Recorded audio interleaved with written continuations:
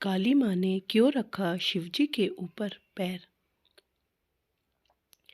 प्राचीन काल में राक्षस अपनी तपस्या के बल पर ऐसी शक्तियाँ प्राप्त कर लेते थे जिनके सामने टिकना देवताओं के लिए भी मुश्किल हो जाता था। राक्षस अपनी शक्तियों का प्रयोग करके आतंक और भय फैलाते थे। ऐसी ही एक घटना रक्त बीज नाम से राक्षस से जुड़ी हुई है। रक्त बीज का अंत माँ काली के हाथों हुआ, लेकिन इस दौरान गलती से माँ काली का पाँव भगवान शिव के ऊपर आ गया था। आइए जानते हैं उस घटना के बारे में।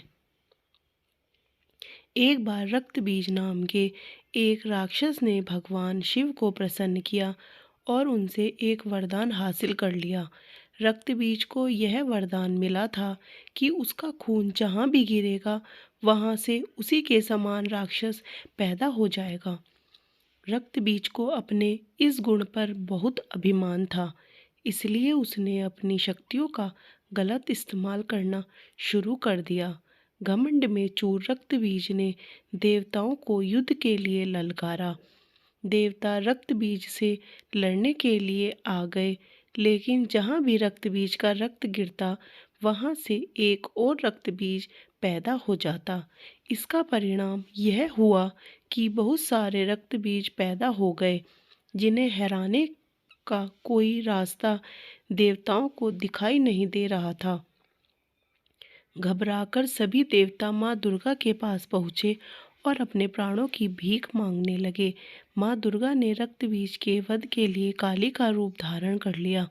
रक्त बीज को देखकर माँ काली क्रोध से भर उठी और अपनी जीभ को इतना फैला लिया कि सारे रक्त बीज उसमें समा गए।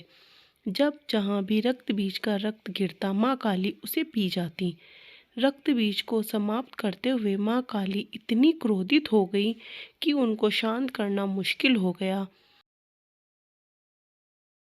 काली माँ का यह रूप विनाशकारी हो सकता था, इसलिए सभी देवता भगवान शिव के पास पहुँचे और बोले कि आप ही माँ का क्रोध शांत कर सकते हैं। माँ काली के क्रोध को शांत करना भगवान शिव के लिए भी आसान नहीं था, इसलिए भगवान शिव काली माँ के मार्ग में लेट गए। क्रोधित माँ काली ने जैसे ही भगवान शिव के ऊपर पाँव रखा, वो झिझक कर ठहर गई और उनका गुस्सा शांत हो गया। इस तरह भगवान शिव ने देवताओं की मदद की और माँ काली के गुस्से को शांत किया, जो सृष्टि के लिए भयानक हो सकता था।